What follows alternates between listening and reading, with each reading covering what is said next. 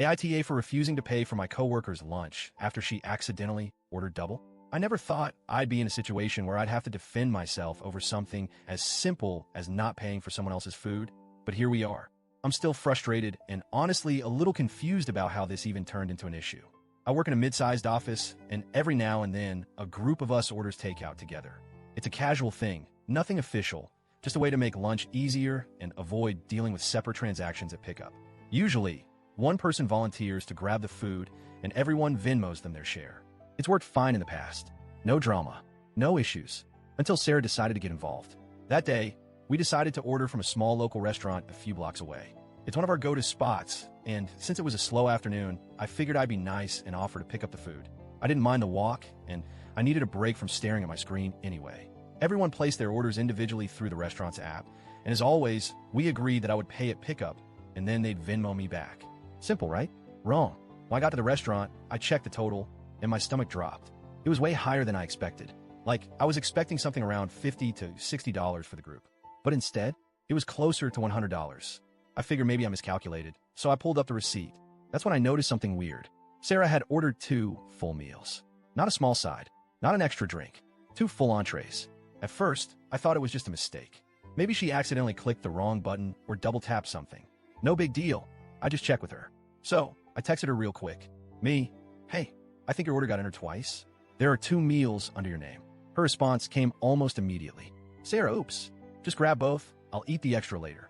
Thanks. Okay. Now, at this point, I was standing at the counter, and the restaurant was pretty busy. The cashier was already looking at me, waiting for payment. I didn't want to hold up the line, so I sighed, figured I'd deal with it later, and paid for everything. That was mistake number 1. I walked back to the office, handed out everyone's food, and then went over to Sarah. I set down both of her meals and casually told her total, including the extra meal. She laughed, like full-on laughed, and said, "Oh, I thought you were covering it since you picked it up." Excuse me? What now? I thought she was joking, so I just kind of stared at her for a second. But nope, she wasn't laughing in a "haha, I'm messing with you" way. It was more of a "haha, isn't this funny that you're paying for my food" way. So I stayed calm and said, "No, we all agreed to pay for our own food. I just picked it up." Sarah shrugged and said, "It's just a few bucks. Don't be weird about it." Now, don't get me wrong. I can afford to pay for someone else's lunch. If a friend forgot their wallet or was having a rough day, I'd cover them without a second thought. But this wasn't a misunderstanding. This wasn't an accident. This felt intentional. She knew she ordered extra food. She waited until I was at the restaurant before telling me. And then she tried to act like it was my responsibility just because I was the one who picked it up. I stood my ground and repeated, "You ordered it, so you need to pay for it." Her whole demeanor shifted.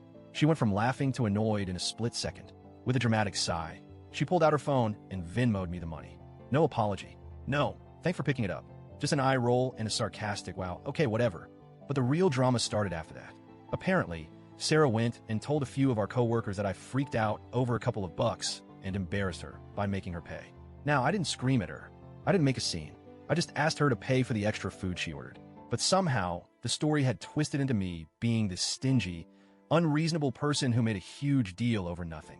One of my other coworkers, let's call her Lisa, even came up to me and said, "It wouldn't have been that big of a deal to just cover it." Excuse me? Since when am I responsible for feeding a grown adult? I asked Lisa, "Would you have paid for it if you were the one picking up?" She hesitated for a second and then said, "Well, I probably would have just to keep the peace." And that's when it clicked. Sarah does this on purpose. She counts on people being too uncomfortable to argue, so they just pay for her food to avoid making a scene. Well, not this time. A few days later, another co-worker, let's call her Emily, pulled me aside. "Emily, Sarah's done this before, right?" Turns out, Sarah has a history of accidentally ordering extra food and drinks, and then acting like someone else should pay. At a work happy hour, she ordered extra appetizers and conveniently forgot her wallet. During a coffee run, she added an extra pastry and then told the person picking up that they could just cover it. Last month, she joined another coworker's lunch order and then pretended she didn't know she had to pay them back. Emily told me that some people just let it slide because it wasn't worth the argument. Well, I guess I was the first person to actually call her out on it.